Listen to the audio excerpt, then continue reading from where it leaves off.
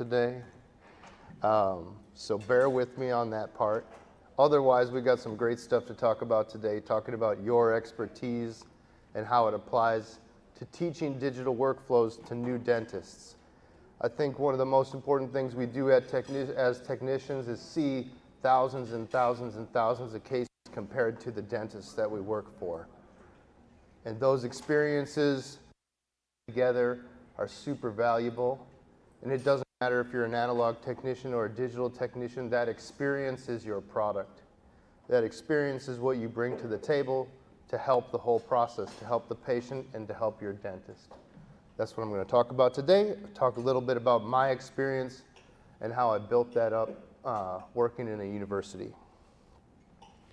So I'll do a little introduction to myself. It's actually a really long-winded hype talk of myself. I love to brag, so we're going to do that for a long time. I'm going to take some time to define the American denture problem, because I really do think it's unique to us in the United States. I don't see the denture problem that we have in the US everywhere in the world. So I think it's important to spend some time really tearing that apart, figuring out why that is the case. I'll talk about some of the solutions from my perspective about how to use digital denture workflows to really communicate your expertise, your value to the dentists that you work for.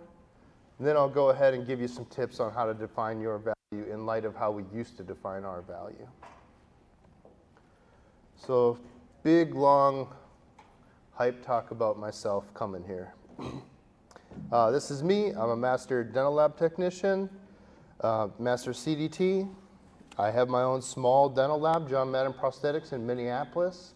I basically just work for prosthodontists that I worked for at the university. So I was like really blessed to be in that university environment and like meet, you know, like 3,000 dentists. So I don't ever have to go and advertise. So I kind of got a little bit of a leg up there.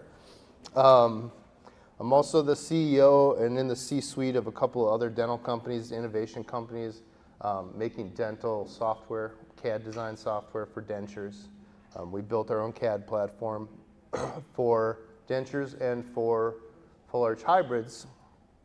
You know, and being in that technology space, I've worked for basically all the biggest 3D printing companies doing consulting on the products that we all would want and help direct the products towards something useful for us and our customers.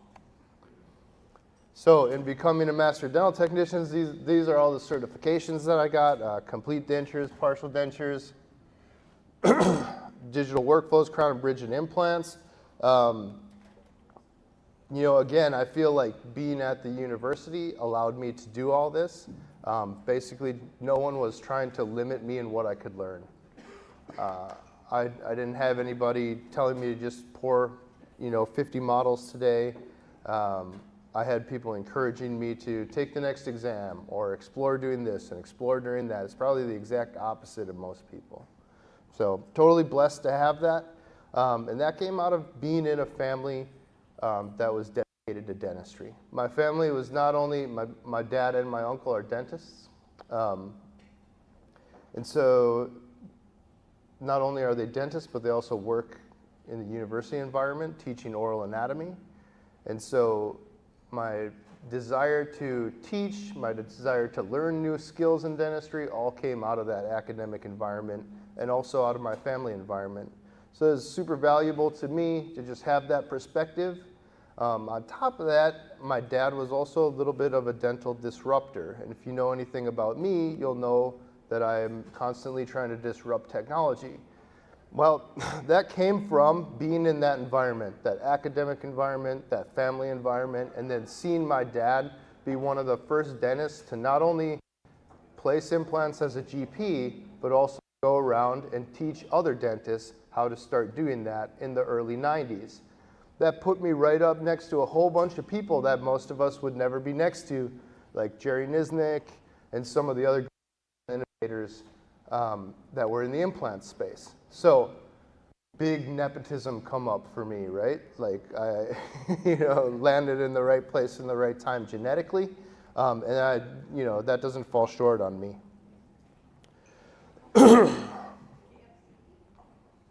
So I think what I want to mention on this slide and just kind of transition into some talk about some of the patents that I do.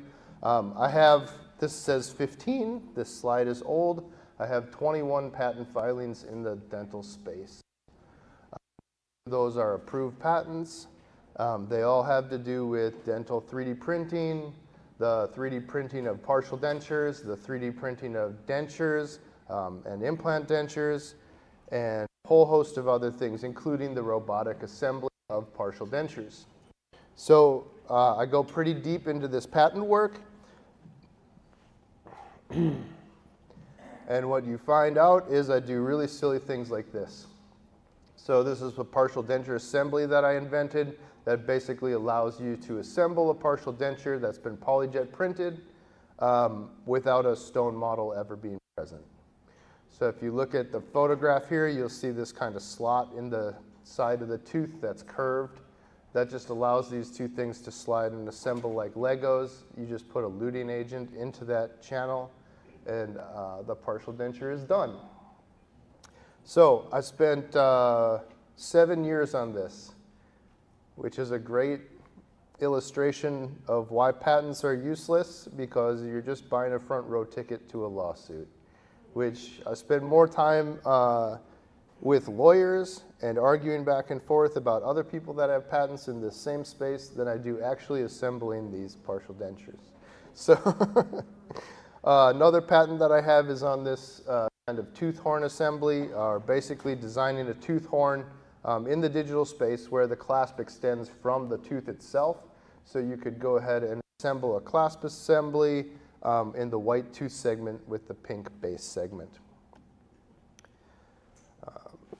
Another patent that I've done that I'm pretty proud of is this digital clasp library. One of the big problems in partial dentures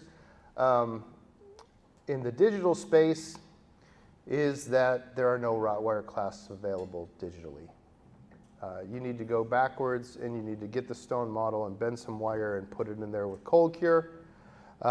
So basically what I did is I built a whole class library where you can drop a spline on a tooth, you can measure the spline, it corresponds to a clasp, and it'll place it in the software.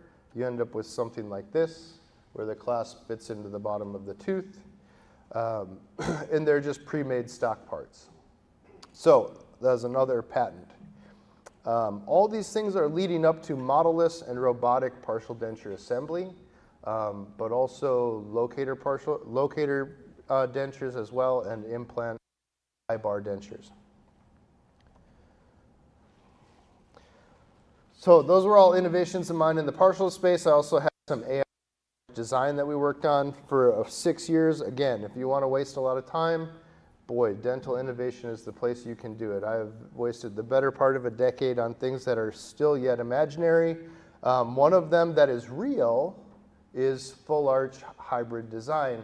So in 2019, I started with a company called Voyager Dental, and we were trying to make an automated denture software. And what we found out is it's easier to make a full arch hybrid than it is to make a denture with AI. So this is in beta right now and being approved by the FDA. But functionally, I have to warn you, it is done and complete. And the AI can design, the most we ever threw at it was 52 arches in a morning, and it finished them in an hour and a half. So it's able to design full arch implant hybrids that can be milled out of zirconia in about 12 minutes. Scary, I know. And this is about what the result looks like. The goal for me when I set out to do it was to make a same-day provisional that could be printed in office for surgeons that were trying to do that. So all those fancy achievements and patents and time wasted, and this is my desk. So you're thinking that I'm just some nepotism baby that is a dentist's son and doesn't ever sit at the bench, just does academic crap. No, that's not the case. I make teeth all day long, just like you, and I love it. And I'm a dirty, removable technician that's constantly just, inhaling acrylic dust without a mask. And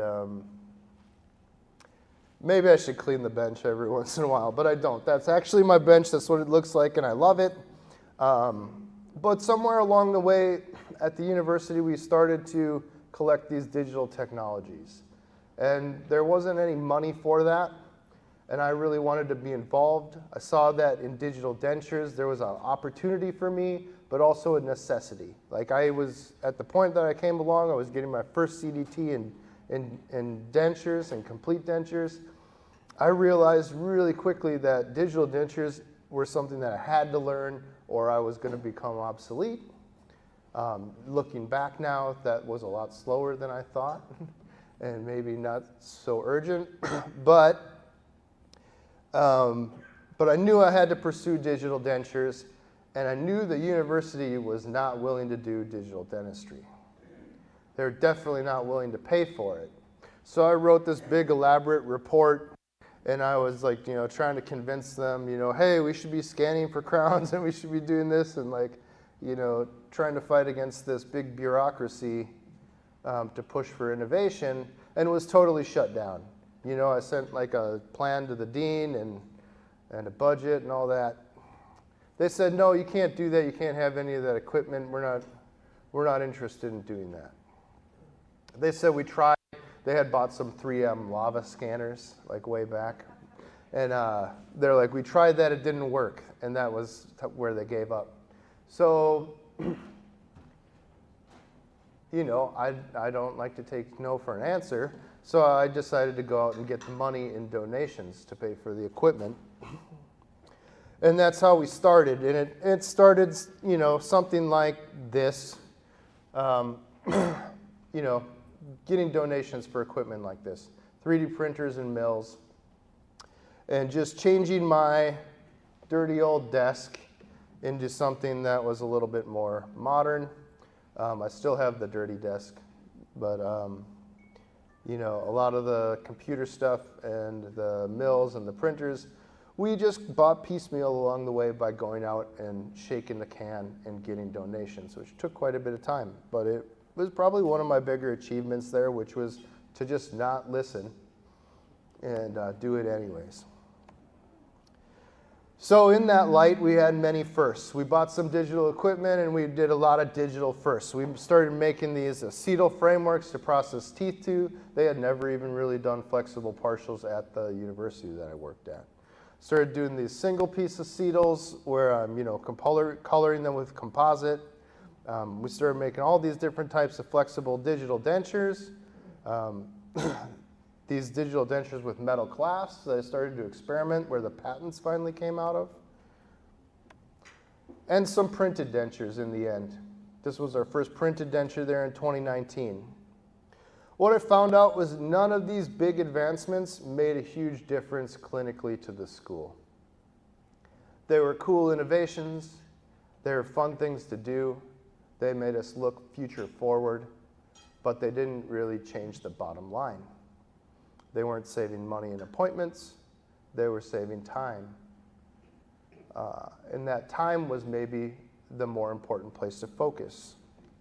So this is my timeline of what we kind of did at the university when we started beginning digital dentures. So the University of Minnesota began digital dentures in 2011 with Avident. We were part of the pilot program for Avident. That basically failed. We did about 3 years of Avident dentures that were just failures. And if we would have given up, that would have been a mistake, because later in about 2015, they started doing this thing called a Wagner try-in, which is basically a anterior 6 try-in with wax in the back. And that started working in the hands of dental students for a digital denture. So we began doing a 2 and a 3 appointment denture in the dental clinic with 2nd and 3rd year dental students in 2015. Now, was it working every time? Absolutely not. Was it working some of the time? Yeah, it was. And it really was changing that try-in method that started to make the digital denture work in the hands of students. So in 2015 was when we started having some moderate success. Around 2018 is when we really had a lot of success. So 30% of our dentures going in and out of the clinic were digital dentures. They were with Wagner Tryons, and they were with 3rd and 4th year dental students. So that success and the momentum that we had kind of built up and got the confidence of the faculty and the administration. By this time, the administration starting to feel pressure from the students, mostly, because they were seeing that they could do it, but their faculty weren't very good at it. Their faculty weren't comfortable with it. It's not their version of dentistry. It's not what they did in their 30 or 40 years of dentistry. It was intimidating to them. It would maybe invalidated their experience. So there was a conflict there. And I feel like there still is in the broader industry. And what I would love to say, just pointing that out, is none of this invalidates your experience as an analog technician. All of the things that you've seen and the experiences you had troubleshooting denture cases still apply. 100%. What's changing are these clinical delivery methods that I'm really going to dive into. Knowing those clinical methods as a lab technician is probably one of the most valuable things that you can do at this time, because the schools are so inept at teaching them. If you're able to give the student that's leaving dental school now faith in you as a technician, that you understand the clinical workflows, you'll have a customer for life. The dental students leaving school now want validation through these methods, and they're looking for them in their dental lab. Okay, so 2018, we started having a lot of success, 30% digital dentures. 2019, this is a big, huge milestone. The administration finally acquiesced to incorporating this into the curriculum. They said, officially now, if you want to graduate from dental school, you have to take a digital denture course. Didn't think it would happen in my lifetime, but we got there within 8 years. So that's huge. So this guy was one of my first students that did a digital denture in that course, that first official course. You can see he's holding up this really gross contraption of clear printed dentures that I had made for custom trays. You know, real proud moment to have that first set of students doing digital dentures officially in the curriculum, even though their faculty didn't really understand it all the way. And you can see we did a lot. We would do maybe 15, 16 cases in a day. It's huge. Not all of them went well. Some of them were total disasters, especially in those first years. But, and they were mostly reference dentures like you see here, so they're pretty easy. But they still found ways to screw them up as students. And this is all of what you have to look forward to. There's 780 students that have taken this class now. And it's really mind-numbing to think about their next 30 or 40 years of dentistry and what that's going to look like, right? If these are the changes that happened for me in like 10 or 15 years, what's going to happen in the next 30? It's really amazing, and we've got to do our best to keep up. But what's really important is that all those past experiences that we've had, troubleshooting dentures and denture impressions, all that analog work, all the cases really adds up to a huge value. All these students that are leaving, they want something different. They want something different than the dentists that came before them. They've experienced things that those dentists didn't experience. They understand the need for digital dentistry on a level that we never did. And they're expecting it. What you can bring to this equation is all the experience from those cases to help them troubleshoot. What you can do is learn these workflows so that you can help them along, hand-holding them through the things that their faculty in school were not able to do, okay? So let's define the American denture problem, because it is really different than other countries.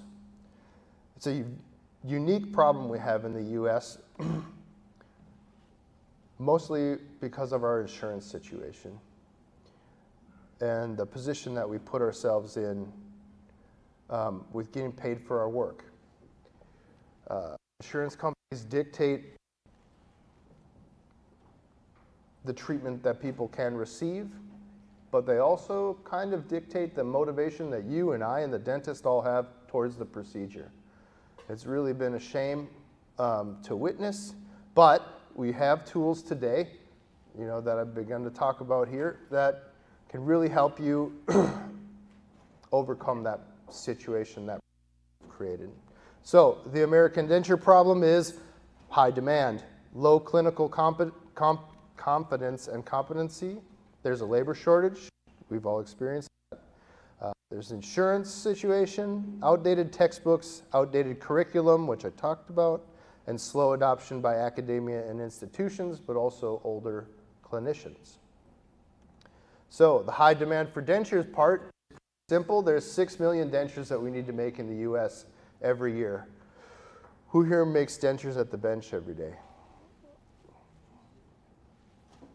How many did you make the last day that you worked a full day? Just 4. So a little bit shy of 6 million. It's a big problem, 6 million dentures. And what I really want to say is it's 6 million dentures that we make in the US that we can track, that insurance paid for, because that's how we track it, right? We track these figures by what insurance is reimbursed for.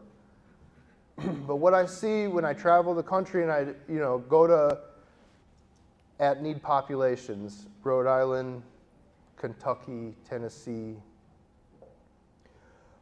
what I see is we made 6 million dentures, but there's a big line. There's a big line of people that aren't getting teeth to go to job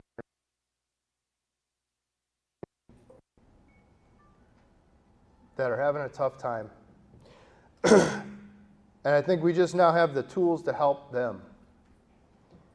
And so that's kind of the focus of the work that I do, is identifying those people and identifying systems that can help them. What I would like to do is see the people that I've seen, so like Kentucky, for instance, University of Kentucky has a backlog of 70,000 denture patients that they can't see on Medicaid.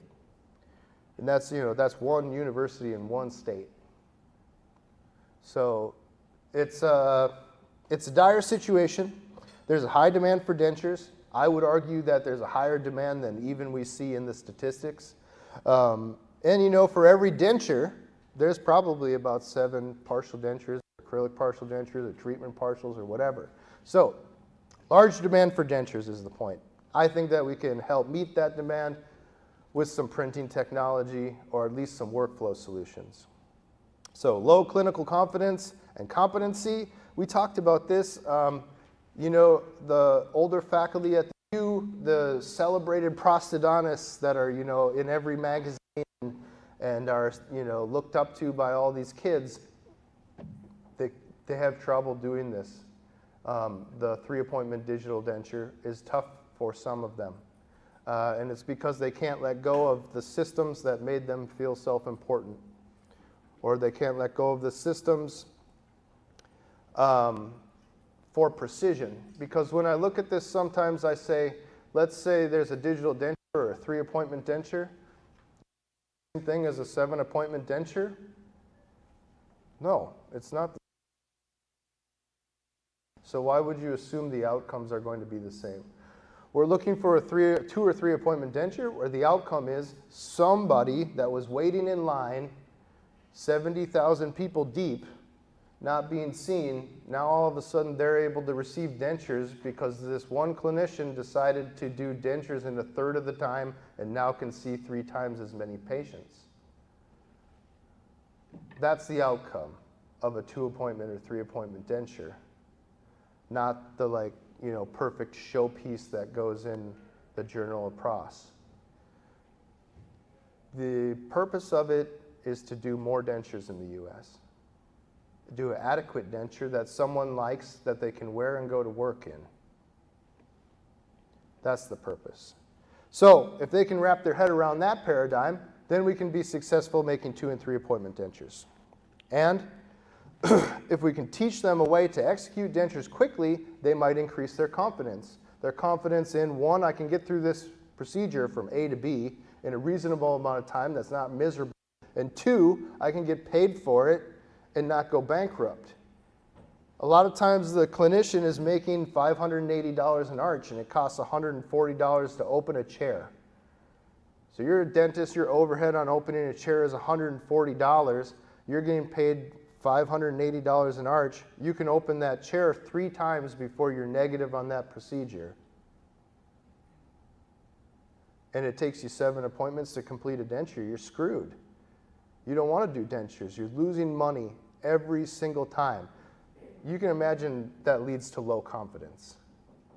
I don't feel like I'm good at dentures because it takes me 7 appointments. I don't feel like I'm good at dentures because I'm losing money on every one. Of course. This is a terrible system that we built for ourselves.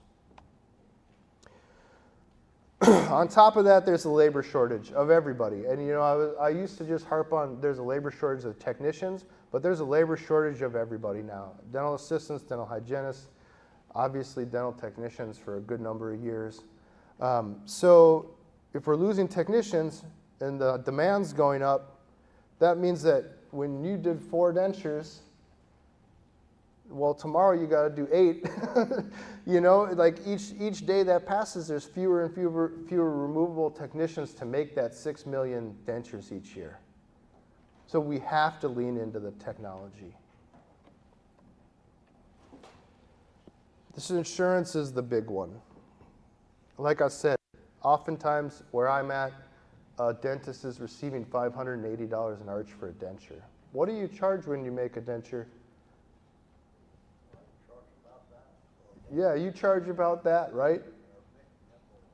What kind of sense did we make in the United States when we have to charge the dentist what they're getting paid to do the denture in the first place, plus he's losing his overhead? It's a very messed up system that we created, that insurance helped us create.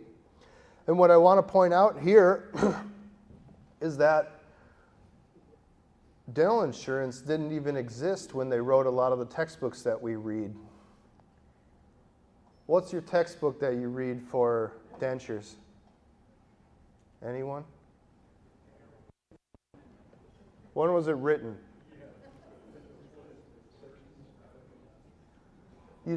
I want to be clear right now. I process dentures every day of the week by hand. Analog. I also print dentures every single day. So I'm not saying one's better than the other, but I'm saying I want to use these new tools to help more people. And that's the focus. And the focus is I want to help the dentist understand how to make out of doing that. And I can do that by making 2 or 3 appointment dentures. I can't do it if I'm arguing about which one's better.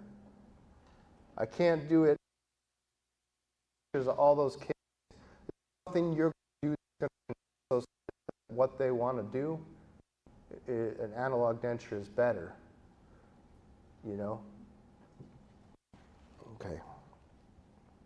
So outdated textbook. I also love to point out with the outdated textbooks that a lot of times they did plaster impressions. So some of these textbooks are written before VPS. So it wasn't even invented. Now we have scanners and so on and so forth. So the technology is compounding on the books. The principles in the books are the same. The principle in what makes a good denture is the same. I'm not saying that. I'm saying the pathway to get there is a little bit different. Take your experience and everything you know about the principles and frame it in a new light. Okay, the outdated curriculum and clinical techniques. There's not a dental school in the country that has gotten around this. The big problem in dental schools right now is they cannot find faculty that are young and want to spend their lives in academia. They can't find faculty that are comfortable with digital dentistry. When they do, they can't keep them because they can make a lot more money going to teach people elsewhere in CE courses, in their private practice, at the Mod Institute, whatever it is. You know, dental schools are in a really hard way. And so when I'm telling you your value is your experience, your value is also coming in and filling that need. The dental school isn't giving these kids what they want. It's not giving them what they need. And it's not validating them. So if you can come in and fill that, you're doing a great service. Okay. So if we do need to let go of all those textbooks and all this baggage from insurance and invent our new future, I feel like it involves using all these 3D printing tools, these new workflows, kind of some of this stuff that I'm used to, maybe scary stuff for some of you, but hopefully we can move forward and use our experience to enhance that. We want to build these confident clinicians. We want to have advanced workflow harmony with them. We want to make that local manufacturing affordable. You don't want to 3D print something in China and send it here when you can 3D print it for $7. You know, it's like, it's easier to print here. It costs more to ship it. So why aren't we shipping it? Why aren't we printing it here in the US, right? So I think we're at the very first point in history where it makes sense that we're bringing manufacturing back to the United States. Okay. So, okay, great. I talked at length about my experience at the university, about kind of these kids that I work with and the solutions that they want. But what are really the details of these workflow solutions? I'm going to get into that now. These advanced digital workflows that I use are, we'll talk mostly about the digital denture. I'll touch on my partial denture and full arch workflows, just like really briefly. But I really want to dig in deep on the digital denture workflows and the 3 digital denture workflows that you really want to learn clinically and be able to direct the clinician that you're working with clinically and troubleshoot are the reference denture, scanned immediate dentures, and the 3-appointment denture from wax rims. So the reference denture technique that I use looks something like this. And this is basically a home run, right? It's the bulk of dentures that we do in the clinic that I work in. A patient presents with a set of existing dentures that are somehow deficient, and they want a replacement set of dentures, and we're going to use that as the record set to create the new set of dentures. The steps of that look something like this. 1, examine the existing denture. We're going to look at the denture and say, what's wrong? Why do we need a new denture? We're going to determine the VDO. If we need to change the VDO, we're going to decide if there's any teeth that are worn. How do we want to replace that? If there's lost vertical dimension, how are we going to restore it? We're going to discuss all those changes that we see with the patient. We're going to take an upper and a lower VPS wash impression. We'll take a bite registration. Maybe we're going to use a leaf gauge with that bite registration to try and open the VDO if the posterior teeth are worn. We're going to figure out how to rebuild that bite, either with a leaf gauge or a popsicle stick or a Q-tip or however you want to do it when you're taking that bite registration. We're also going to take photographs with that in the mouth, and we're going to scan the entire set of dentures. We'll scan the wash, and the bite all together outside of the mouth. Okay? First, we take a photo with it in the mouth. So, photo with it in the mouth, scan it. Then we're going to document all the changes. Okay? Here is the dentist tends to say too little. And so what I like to give them when I give them an instruction, on how to fill out and document those changes, I say make 2 columns. Make a column of everything that's good about the denture, make a column of everything that's bad about the denture, and then once you've made those 2 columns, write what you want to see. Pretty simple, pretty straightforward. You'd be surprised how many people still find it daunting and can't manage to do it. So that's our reference denture workflow. Like I said, this is the most common situation for any digital denture. I feel like it's about 70% of the complete over complete dentures that we do in the clinic that I work at. Another really nice scenario is the scanned immediate dentures. So this is actually showing, so I apologize for the misdirection there. But basically making immediate dentures from scans, also really easy, really simple, something that we do often. Again, these are procedures that are easily achieved by 2nd and 3rd year dental students. So immediate dentures from scans, we're going to, again, assess the VDO, and really important in this situation to assess that tooth mobility, right? One big situation that comes up here is that collapsed bite in the anterior. Now the teeth are splaying forward. As they splay forward, they become more mobile. We're dealing with a collapsed VDO and this pushing out forward going on. And then if we're biting down while we're taking the scan and the teeth are mobile, now the bite is moving around. Okay, so what do I need to do for that? Well, in a lot of cases, what we're going to do is we're going to mark the VDO with like a little dot on the nose and a dot on the chin and the popsicle stick, and we're going to make a little putty bite to hold them at the VDO that they want to be at while we scan. Okay, so you could take a VPS bite registration, a putty bite, and hold them at this VDO so you get a nice restorative space that's corrected. Okay, now we took that bite or a mush bite or whatever you want to call it, or a VPS bite at that VDO. Now we're going to scan at that VDO. Little trick here, we need to make sure to trim that bite. Okay, because we need that bite not spilling over into the buccal, destroying all of our references for aligning the scans. Okay, so after we've trimmed the bite, we scan the bite. Then we'll scan the upper and lower jaw. The software will align it. And then we're going to examine, make sure we're at the right VDO. And then we're going to, again, document all those changes that we talked about before on the reference denture, which is to say what is good, what is bad, and what do I see. So all the good things about the remaining teeth instead of the denture, because now our reference is the remaining teeth. So all the good, all the bad, and everything we see in the final set of immediate dentures.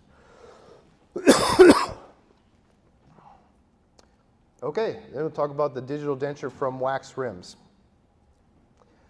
So this is a little bit of a compromise for me, because the wax rim is obviously an analog tradition, right? But every dentist is used to it, and when we were moving in that period of doing these digital dentures in the clinic to making them an official part of the curriculum, the key component to that confidence and that success that built that up was the use of this WAG, which was basically a wax rim appointment. And the reason that worked and the reason that built up confidence is because every dentist is already used to using a wax rim. So that very little to learn. So this is probably the most universal to everyone.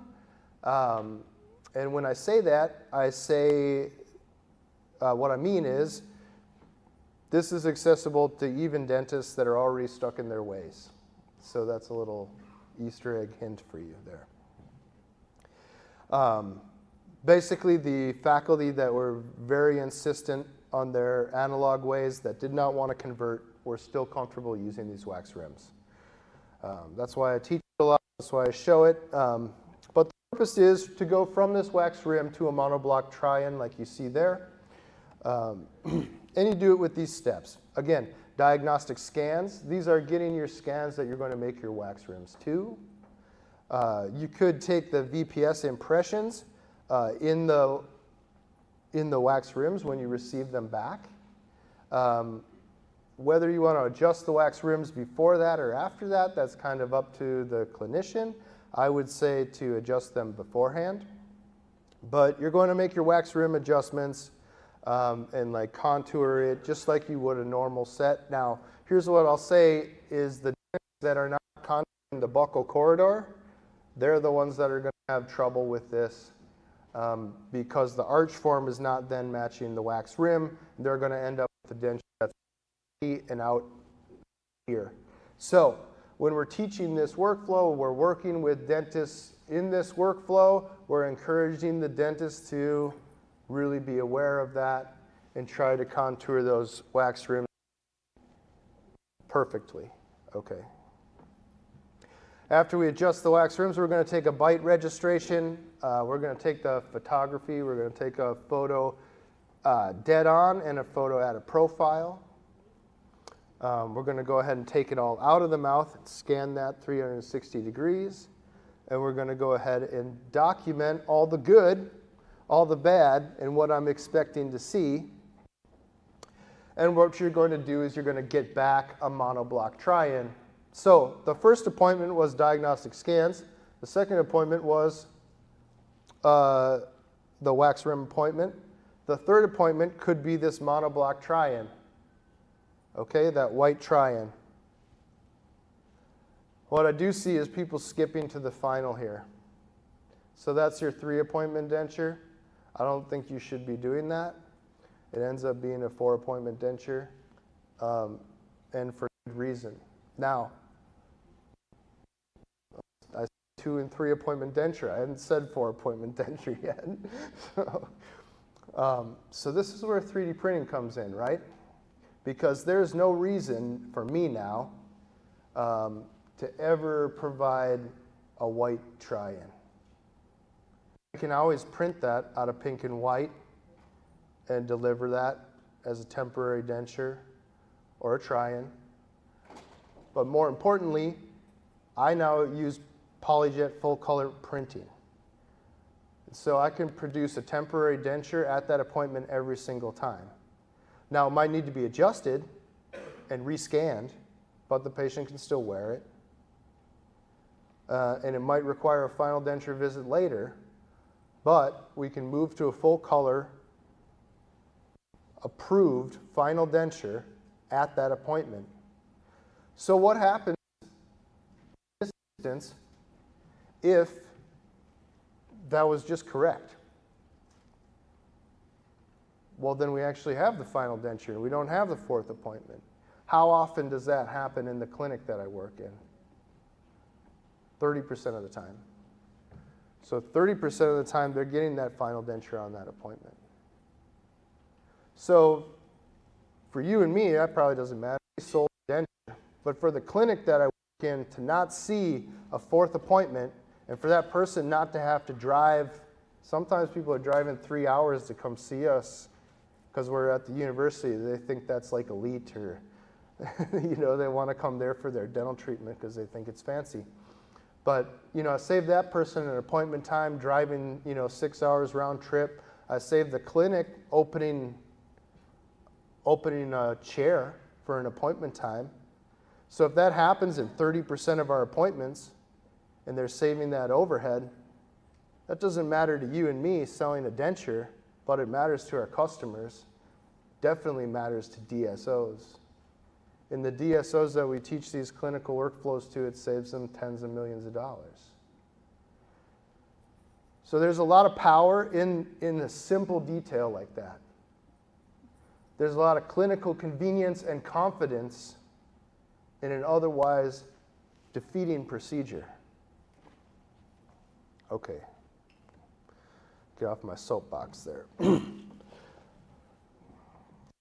with all these different workflows, the reference denture, the immediate denture, and the wax rim, there's kind of the same set of errors and pain points. And this is really where we're talking about your experience. Because because you know when something's not right. It doesn't matter if it comes on the screen or if it came in a box or in a bag of disinfectant or whatever. You see the same problems over and over and over and over and over again, and you know what they are, and you know when it's not right. Number one problem with this is a poor upper wash impression. And the reason is because the dentist isn't taking the impression, right? Yeah. They'll at least always blame it on the dental assistant. And sometimes it is just the dental assistant is working unsupervised. I mean, I had that happen this week where it was just an incomplete impression. But it wasn't even done. And you see this poor upper wash impression over and over and over and over again. Coming up with a protocol to deal with it is what's important. Not trimming that impression material. After you take the impression, you need to trim that material so that when you scan it, you can get all the reference points on the old denture, right?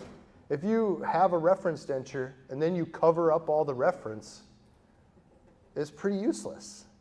So we need to trim the impression material. We need to take a good wash impression. We need to go ahead and pay attention to excessive VDO usually. Insufficient VDO comes up a lot with digital dentures because people are making dentures that they couldn't really make before.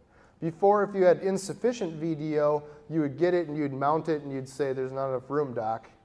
I need to open it up. And they'd say, fine, whatever.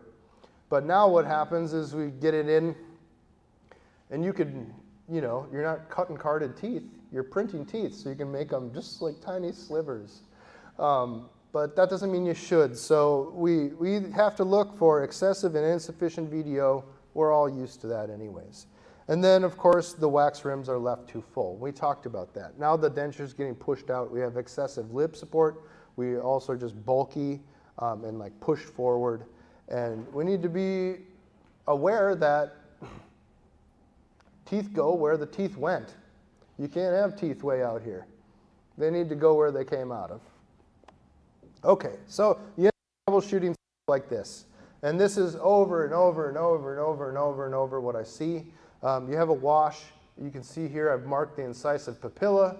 And this is just everyday common stuff. And what you'll know, first of all, you and I both know what happened here. They didn't center that denture and push it back all the way and really get it in there. And so the midline has shifted. So they twisted it, and they also didn't push it back all the way. Probably couldn't because they twisted it. But we see the incisive papilla is not only off to the side, but back. So now we've compounded the error by twisting it. So always looking out for this, especially in these digital wash impressions and these reference denture impressions. This is the main thing we're looking for.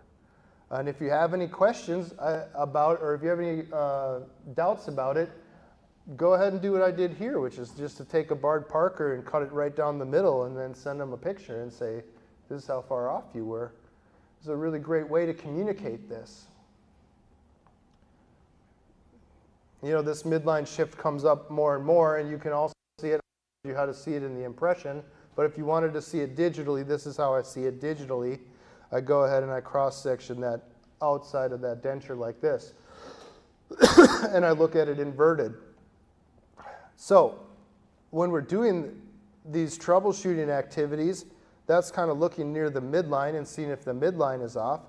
But also, we want to look in that posterior heel and look for these wrinkles. If you look on, I believe, on the right-hand side, you'll see that wrinkle there highlighted in orange.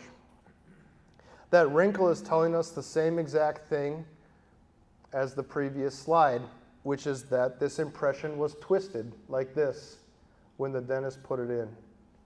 Okay, that little orange wrinkle there is showing me that not only is it twisted, but now I know from the previous slide that it's also not back all the way. So this is going to be with the midline off and push forward looking horsey, right? Okay. Here you can see an example showing the result of the midline being off from that same slide with that wrinkle. You see it's twisted by about 3 millimeters, and the midline has moved to the patient's right. So when we look at other examples for troubleshooting these impressions, we're also looking for this sort of thing here.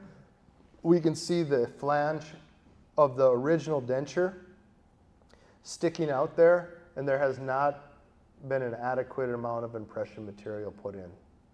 Okay? And also, what we can also see is not only was there not enough, but again, this was twisted and pushed forward. So when we're looking at all these impressions, what we see over and over again is dentist is not putting the denture in all the way.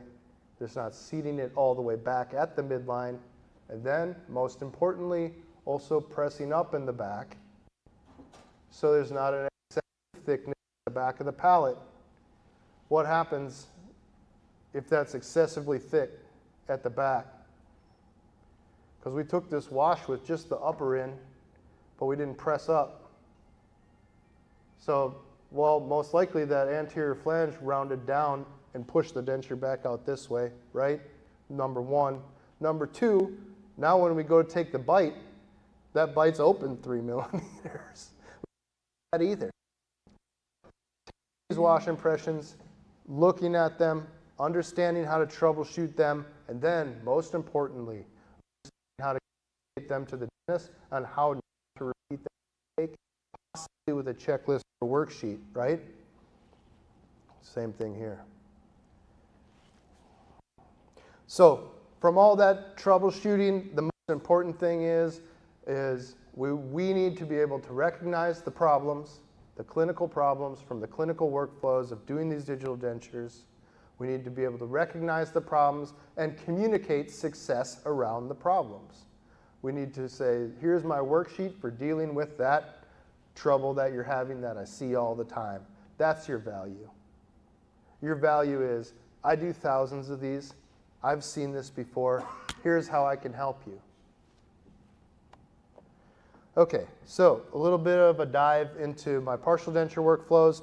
I'll go really quick on this, but what is important is a lot of my patent work was on partial dentures, trying to do partial dentures without a model, but also just how can we do digital partial dentures. When I was doing the digital dentures at the dental school,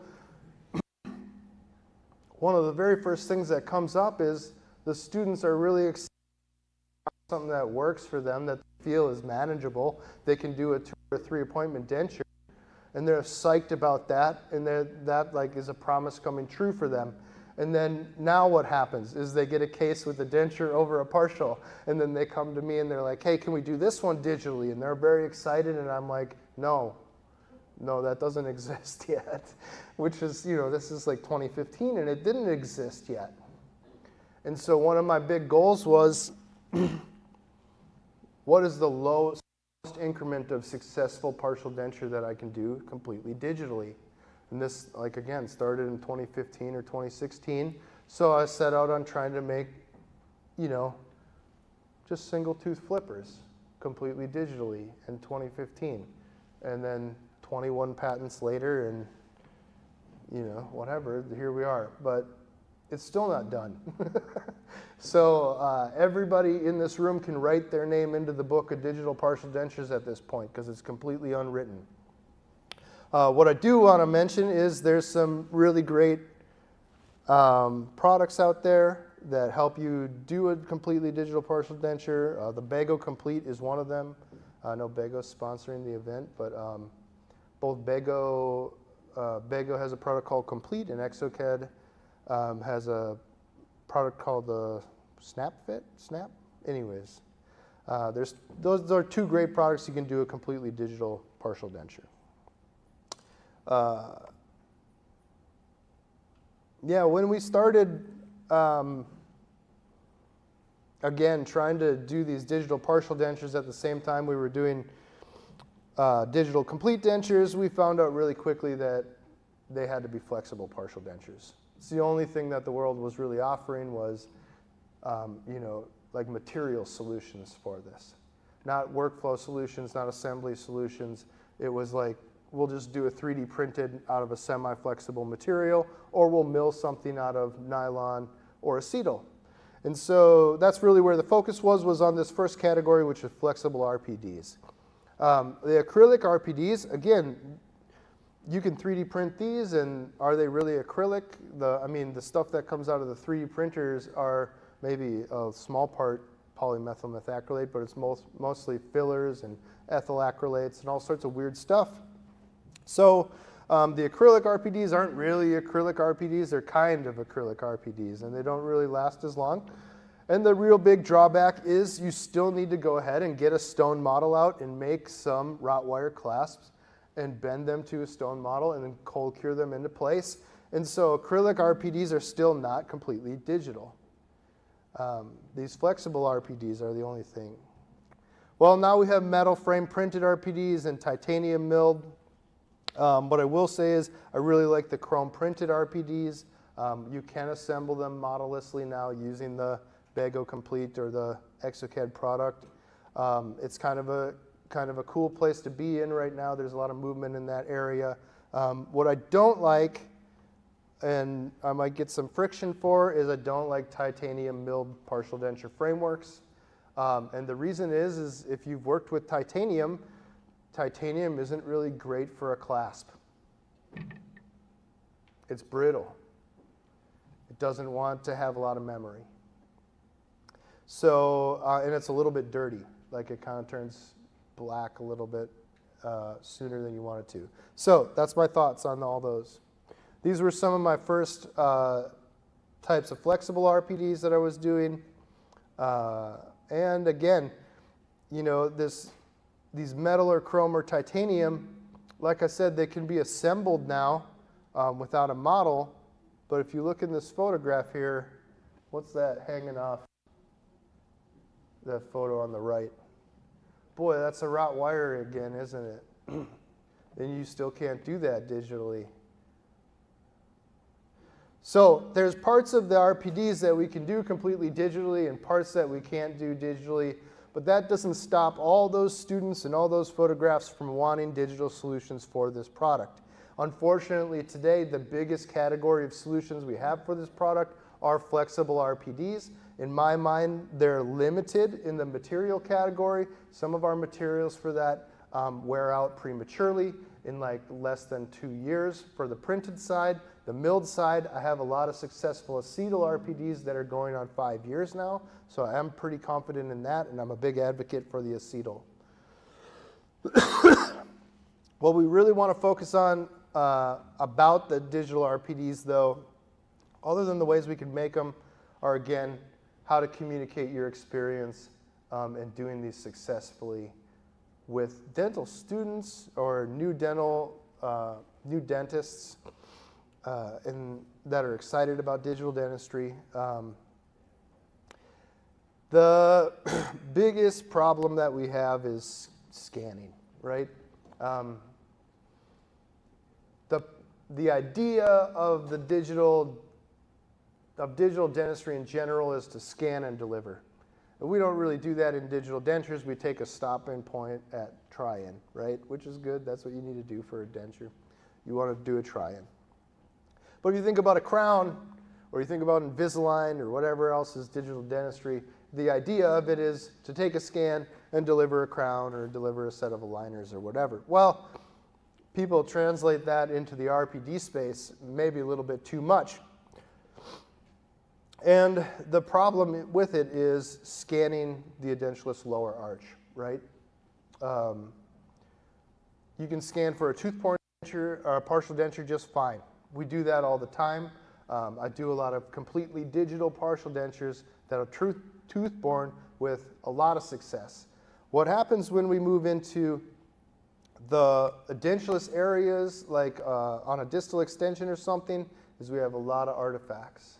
We have a lot of trouble scanning that displaced tissue. So you end up with something like this, where you see in the tongue space this giant non-existent artifact or shelf.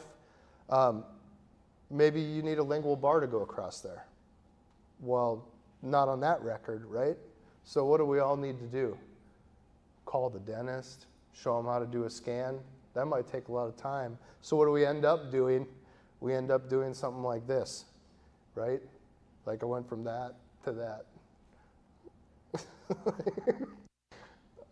I edited it all, you know? I went into Mesh Mixer and I took my brush tool and I smoothed all that out painstakingly and I removed all the little artifacts and I end up with this. What is this? Fake. That's fake is what that is. That is not a real record. That is me faking it in. So the big problem with scanning for RPDs is the amount of creativity that we have to do in editing the scans. So what do we need to do to be successful for scanning for RPDs? This is from the Mod Institute. It's somebody doing edentulous scans, fully edentulous scans, which are more difficult than the RPD scans with retraction, right? So you can get great borders without all, and when I say that, just like put a little pin in it for right now. You can get great borders for scanning without artifacts that is real information. But what do they kind of look like? They kind of look like alginate impressions, don't they?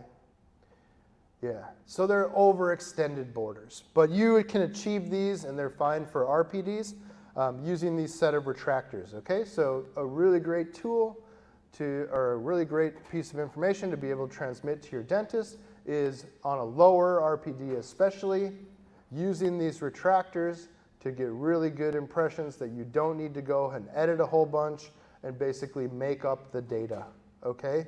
We don't want to be making up the data. We want to be using retractors, especially on the lower arch. So I'm not going to go through these, but you have all these opportunities to make mistakes in the scan. And it is our job to go ahead and, one, be able to identify all those mistakes, and two, be able to communicate a way around them, right? So if we're going to be doing lower RPDs, scanned in the mouth, scan only, maybe on printed models or whatever, we also need to look out for all these problems. In order to do that, in order to communicate ways around these problems, we need to know what they are. You need to shut off the AI on the scanner. You need to go ahead and select the correct scanning protocol. You know, like setting for the type of scanner that the dentist has, it needs to be on ortho, or it needs to be on model, or whatever it needs to be on for the prime scan, for the trios, for whatever scanner they have. You need to know how to set up the indication properly. You need to know how to shut off the AI feature. And I would go ahead and tell you to make sure to train the dentist to shut off the color on their rendering on their scanner for all removable scans. Why? The color is a rendering. The color is there to make the scanner look good. It is not there to give you a real picture of what the data looks like. You shut that off and you're going to see all the errors, all the layers, all the little sandwiches and crevices and tunnels and everything. So you need to have them shut that off so they can see how bad their scans are, so you can go ahead and communicate together properly. Okay. I'm just going to touch really quickly on the full arch. And the reason that I'm touching on it is because all those workflows we just talked about lead you up to here. You spent all this time learning all those ways to troubleshoot impressions, troubleshoot the workflows for digital dentures, and why? Well, now the dentist trusts you with digital workflows and full arch. Oh, crap, here we are. Full arch implant workflows. Very, very, very similar. We're just adding an additional piece of an implant position file. All the hard work is done in dentures. All the hard work is done in full arch tooth arrangement. All the difficult work is done there. Now all we're doing is adding a full arch implant file, and we have created a dentist that can do full arch digital dentistry. So what I'm trying to say is, you've done all the hard work to get there. We might as well finish the piece of the puzzle. Okay, so the requirements you're going to need are all your pre-op data for prosthetic and surgical planning. This is basically the workflow that I took you through for immediate dentures. Okay? You're going to have an implant position record, day of surgery, either from a surgical guide plan or from photogrammetry. You're going to have your post-op from that day of surgery, and you're going to have, maybe down the road, second stage data with changes, which is what? That's a reference denture workflow. Your second stage data with changes is a reference denture workflow. Everything that's good, everything that's bad, what I want to see different.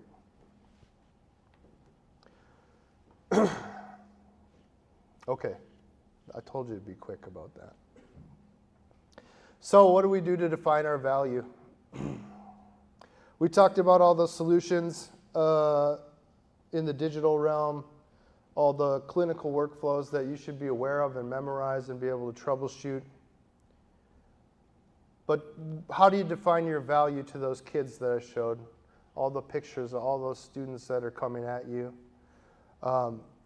Because our work used to be defined by who could promote themselves as the best artist. And I feel like that came out of a necessity. Well, I mean, we wanted to build ourselves into diva ceramists. And the reason was we needed to separate ourselves from cheap overseas work and build ourselves into something that was valued by the customer. I would argue that you have that ability to do the same thing now by defining yourself through the workflows that they're not getting in dental school. You can set yourself apart from the competition rather than by doing really fancy high-end cosmetic work, be really well versed in helping people become adequate and excellent in digital workflows.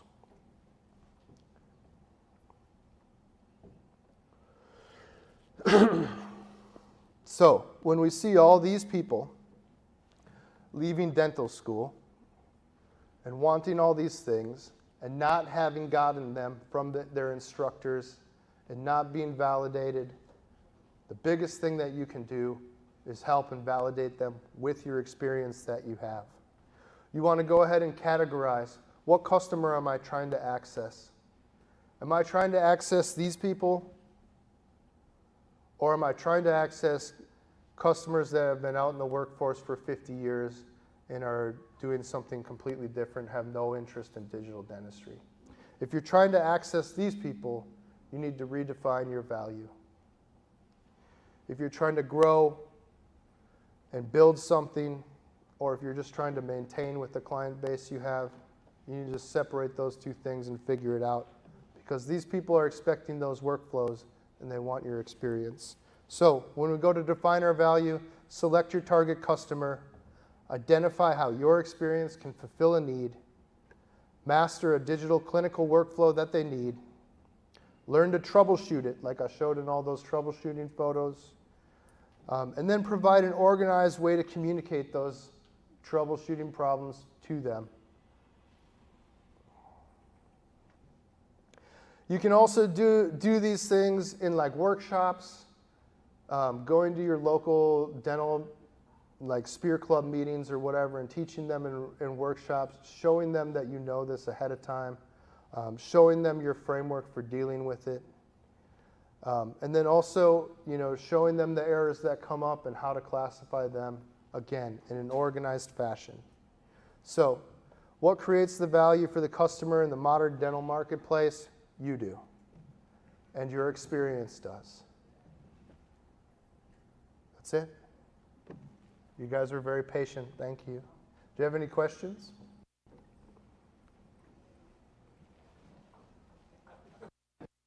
Really great for 8 in the morning. I appreciate it. Thank you. Thank you, John. Thanks.